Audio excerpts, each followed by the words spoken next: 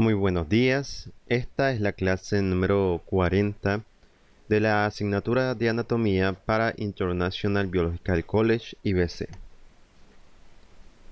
En esta ocasión el tema que vamos a desarrollar será el sistema linfático. Vamos a ver cada una de sus partes. Es un tema propiamente introductorio.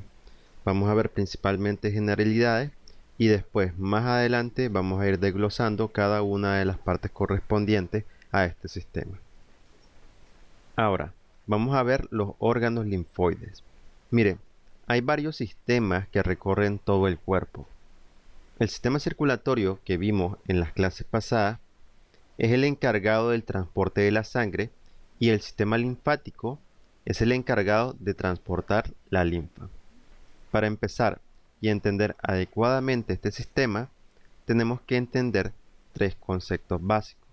Estos son la linfa, los vasos linfáticos y también los ganglios linfáticos. Primero tenemos a la linfa. Este se trata de un líquido incoloro.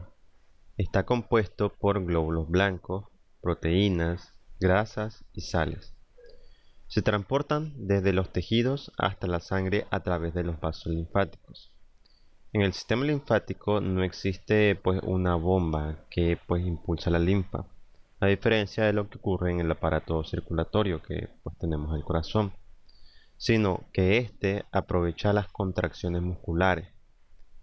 Ello es posible porque los vasos linfáticos se sitúan entre el tejido muscular y al realizar movimientos cotidianos o comunes es que se activa la circulación linfática, siendo mucho más lenta, eso sí, que la circulación sanguínea. Después tenemos que hablar de los vasos linfáticos. Los vasos linfáticos son los conductos por donde circula la linfa y son muy similares a lo que son las venas, ya que están formados por tejido conjuntivo y unas válvulas en las paredes que evitan el retroceso de la linfa. De hecho, aquí en esta imagen podemos ver estas válvulas. Los vasos linfáticos, según van penetrando en los tejidos corporales, se van haciendo cada vez más pequeños y más finos hasta convertirse en capilares, pero capilares linfáticos. Aquí es donde se recogen las sustancias que no pueden ir a la sangre debido a su tamaño, debido a que esto les impide atravesar la pared de los vasos sanguíneos, siendo de esta forma transportados a través de los vasos linfáticos, que después se van haciendo cada vez más grandes según se van acercando al final de su trayecto. Los vasos linfáticos convergen en lo que viene siendo dos troncos principales, los cuales son el conducto linfático derecho, que recoge toda la linfa de la parte superior del cuerpo, y también el conducto linfático torácico, que recoge la linfa del lado izquierdo del cuerpo. Estos conductos finalmente desembocan en el torrente sanguíneo, concretamente en lo que es la vena cava superior y también en la vena subclavia izquierda. Ahora vamos a los ganglios linfáticos. Los ganglios linfáticos son pequeños nódulos que tienen la forma de un frijol. Tienen un tamaño inferior a lo que es 1 centímetro y en condiciones normales no se llegan a palpar. Se encuentran en forma de racimo en varias zonas del cuerpo, como por ejemplo el cuello, las axilas, la ingle, el tórax y también el abdomen. Las funciones de los ganglios linfáticos son las de filtrar la linfa de sustancias extrañas como por ejemplo bacterias, células cancerosas y destruirlas, así como producir glóbulos blancos como linfocitos, monocitos, células plasmáticas que se encargan de destruir estas sustancias extrañas, entre otros. Cuando hay una infección en el organismo, los ganglios linfáticos aumentan su tamaño. Esto es debido a la producción de glóbulos blancos para poder hacer frente a la misma infección. Al hacerse más grande es cuando se puede llegar a palpar. y es un indicador de que nuestro cuerpo está respondiendo a la infección. Sin embargo, si pasa un tiempo y el ganglio no vuelve a la normalidad o incluso aumenta más de tamaño, habría que acudir al médico pues para valorar la situación, ya que esto puede conllevar a una adenopatía. Para entender un poco esto, vamos a hablar un poco acerca de lo que viene siendo el linfoma. El linfoma es un cáncer del sistema linfático y pues normalmente se manifiesta por el aumento en el tamaño de los ganglios, llamándose adenopatía. De ahí pues la importancia de acudir al médico con la aparición de un ganglio. Por último, comentar que el sistema linfático constituye una parte muy importante del sistema inmunológico, ya que es el encargado de la defensa ante las agresiones externas, debido al funcionamiento de los órganos linfoides. Los órganos linfoides pueden ser de dos tipos, los cuales son primarios y secundarios. En los órganos linfoides primarios es donde maduran los linfocitos, y son el timo y también la médula ósea. Ya sabemos que la médula ósea básicamente es el tejido que se encuentra en el interior de los huesos largos. De eso hemos hablado cuando habíamos explicado todo lo relacionado a la sangre y la formación de las células sanguíneas. En todo caso, el timo se trata de una glándula que está formada por dos lóbulos que están situados detrás del esternón. Su función es la maduración de los linfocitos T. La médula ósea, por otro lado, es el tejido donde se fabrican las células madre de la sangre, los glóbulos rojos, los glóbulos blancos y las plaquetas. Y pues como había mencionado, se encuentra en el interior de los huesos y es aquí donde van a madurar los linfocitos B. Es decir, los linfocitos T maduran en el timo y los linfocitos B maduran en lo que viene siendo la médula ósea. En los órganos linfoides secundarios es donde se presentan las sustancias extrañas o antígenos y se inicia la respuesta inmune específica. Son los ganglios linfáticos, el vaso y también lo que es el tejido linfoide asociado a la mucosa. Este se le da como una abreviación como MALT o MALT. Pero empecemos primeramente hablando de los ganglios linfáticos. Los ganglios linfáticos producen lo que viene siendo pues los glóbulos blancos ante pues la presencia de algún antígeno. El antígeno es una sustancia extraña, ya habíamos hablado, virus, bacteria, etc. Eso es lo que se cataloga como antígeno. Y cuando nuestro cuerpo detecta un antígeno es cuando se va a producir o se van a formar los glóbulos blancos. Por otro lado, el vaso está situado en el lado izquierdo de la cavidad abdominal y pues está formado por la pulpa blanca correspondiente al tejido linfoide y la pulpa roja a los vasos sanguíneos. Su función inmunológica consiste en la producción de anticuerpos y también la destrucción de las bacterias. Por último, el MALT, que es el tejido linfoide asociado a la mucosa, se encuentra en el tracto gastrointestinal, también en el respiratorio y también en el génito urinario. Ahora, el recorrido de la linfa se realiza hacia el sistema linfático.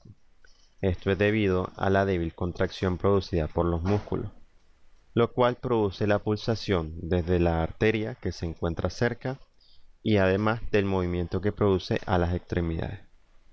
Así es que si un vaso pasa a sufrir una obstrucción, se produce una acumulación de líquido en la zona, que pues se ve afectado.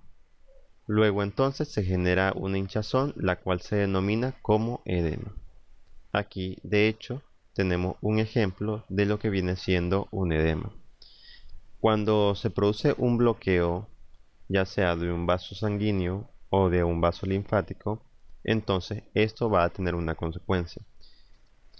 En todo caso, podemos ver la característica principal, es decir, ya vimos en el sistema circulatorio que cuando se produce un bloqueo o una obstrucción de la sangre, esto debido ya sea a un trombo o ya sea a un ateroma, por lo general los vasos sanguíneos o principalmente las venas en los miembros inferiores se empiezan a hinchar y pues se empiezan a resaltar todo lo que viene siendo las venas, lo que denominamos como varices. Todo esto pues es debido a la insuficiencia venosa y también a la disminución de la irrigación sanguínea. En el caso de lo que viene siendo los vasos linfáticos, como estos se encuentran entre lo que viene siendo los músculos, entonces este líquido se va acumulando en el tejido y entonces no es solamente el vaso en sí mismo, sino que toda la pierna se va acumulando líquido y entonces se va hinchando. Y pues esta es la diferencia entre cada una de estas dos condiciones, es decir, entre lo que viene siendo una disminución de la irrigación sanguínea, o sea, una hinchazón en la parte de las venas, y lo que viene siendo una disminución en el flujo de la linfa, que es normal, entonces se produce acumulación de líquido. En los dos casos se trata de un estancamiento. En cuanto a la composición de la linfa, este se describe como un componente líquido claro. El mismo es pobre en proteínas, pero es líquido en lípidos. Se asemeja a la sangre, pero a diferencia de esto, solamente contiene glóbulos blancos, de los cuales migran desde los capilares y tienen su procedencia desde los ganglios linfáticos, como habíamos mencionado. Cuando, por ejemplo, el cuerpo detecta un antígeno, entonces estos ganglios aumentan su tamaño y entonces producen cada vez más glóbulos blancos para ayudar contra pues, la infección.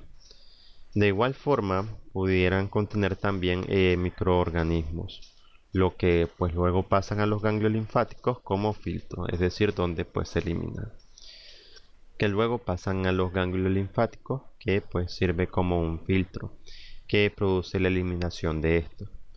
En relación a la abundancia, comparado con la sangre, es menos abundante. Aproximadamente en lo que viene siendo 5 litros del volumen sanguíneo, nosotros tenemos alrededor de 2 litros en lo que viene siendo linfa. El componente de las células de la linfa está principalmente conformado por los linfocitos. Luego se tiene que el cuerpo es contenedor de líquido, de los cuales se distinguen tres tipos principales, los cuales son la sangre, el líquido de los tejidos y también la linfa. Así es como se tiene que la sangre es consistente en lo que son células de la sangre, plaquetas, plasma o porciones fluidas y también variedad de sustancias químicas. De hecho, por eso, por medio de la sangre se puede realizar varias pruebas, como por ejemplo la biometría hemática completa o también la química sanguínea, que de hecho esta última, la química sanguínea, mide alrededor de unos 16 parámetros, sin contar ciertos componentes, es decir, que incluso puede medir otras variables. En todo caso, como habíamos mencionado, pues es consistente en todos estos componentes: las células de la sangre, las plaquetas, el plasma y también las sustancias químicas, siendo que las mismas se encuentran en el plasma en forma disuelta. Luego entonces, al momento en el que el plasma se filtra sin que tenga partículas sólidas, y además solo en poca sustancia disuelta, van hacia las paredes capilares y además hacia los tejidos del cuerpo. Es lo que se conoce como fluido tisular. De esta forma, al momento en el que se drena el líquido proveniente de los tejidos, pasa a ser recolectado, por lo que se conoce como sistema linfático. De ahí este sistema, de manera eventual, procede a devolver la linfa hacia la sangre, y es ahí donde de nuevo pasa a convertirse en plasma. Ahora, la función de la linfa se enmarca principalmente en dos, siendo las mismas la función inmunitaria y también la función metabólica. Es así como los linfocitos conforman el 99% de las células que se encuentran en la linfa, y pueden encontrarse en una gran cantidad en la red de tejido conectivo, los cuales pues se encuentran en la parte interna de los ganglios linfáticos. Es así como se conforma una red que se convierte en una malla. La misma se encarga de filtrar la linfa y luego así los linfocitos tienden a entrar más fácilmente en contacto, para luego proceder a destruir bacterias, virus, células cancerosas y también sustancias que amenacen al cuerpo. Es así como lo que son los ganglios linfáticos y la linfa se convierten en una parte de lo que es el sistema inmune. Bueno, y aquí terminaríamos con la clase del día de hoy. No es una clase en realidad muy larga, solamente hablamos acerca de algunas generalidades. De cada una de las partes correspondientes al sistema linfático vamos a ir profundizando, tanto lo que viene siendo el ganglio linfático, el timo y demás. Sin embargo, por el momento sería todo por hoy. Así que sin nada más que decir, me despido, pasen un buen día y muchas gracias por su atención.